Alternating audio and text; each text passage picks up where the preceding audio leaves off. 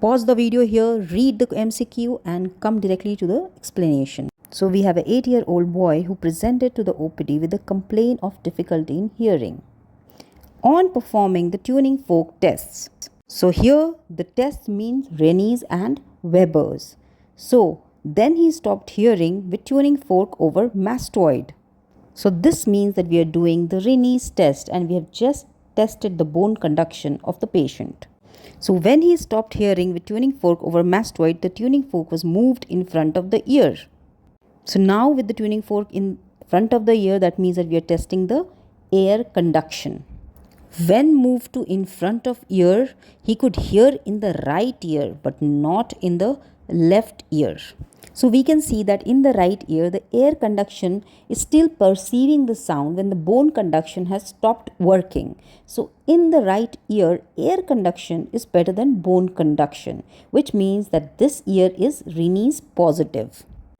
Whereas in the left ear, when we moved the tuning fork in front of the ear, the air conduction was not able to perceive the sound once the bone conduction has stopped perceiving the sound. Hence, in the left ear, the air conduction is not more than the bone conduction.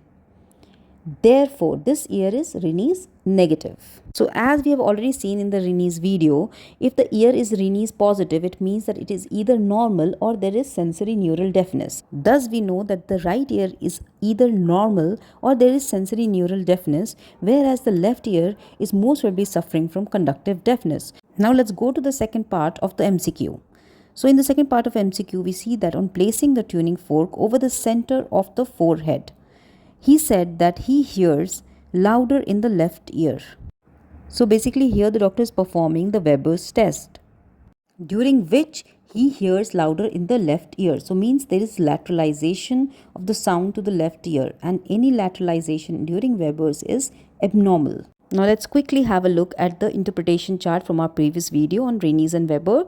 So with the help of Rinne's, we have already found out that the right ear is either normal or there is sensory neural deafness in that ear. And with the help of Weber's test, we see that there is no lateralization in the right ear. Hence, our right ear is completely normal.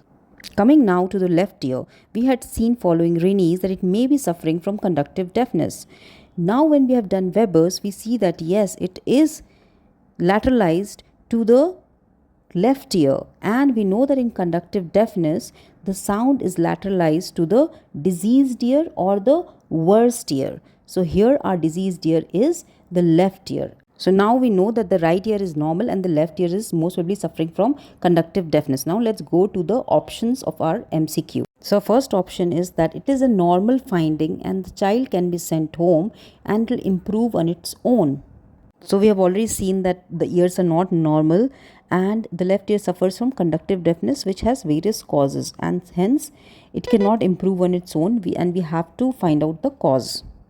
The second option in the MCQ is that we need to examine the ear with otoscope to find out the most obvious cause. So we know that otoscope helps us to have a look at the external ear, the tympanic membrane and the other parts of the middle ear. Also, we have already found out that this child suffers from conductive deafness, and the causes of conductive deafness involves the external ear, the tympanic membrane, other parts of middle ear, the ear ossicles and the oval window. Thus, the most important causes of conductive deafness can be detected by a simple use of otoscope.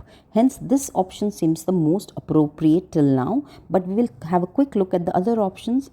So, the third option of the MCQ is that the child is going to need a brain imaging as the cause appears to be central. So, we know that the central causes lead to sensory neural deafness and not conductive deafness. Hence, this option can be excluded. So the last option says that he will most probably need a cochlear implant. So cochlear implant is basically a device that is placed surgically and it helps to stimulate the 8th nerve directly. It is mainly used in sensory neural deafness of severe type or in other severe cases of deafness which cannot be treated. Our case is of simple conductive deafness and it is mostly treatable by simple measures like removal of wax, treatment of otitis media, or even if there is a tympanic membrane perforation, it can be repaired. Hence, this option is also incorrect. So, we know now that the only right option is option 2.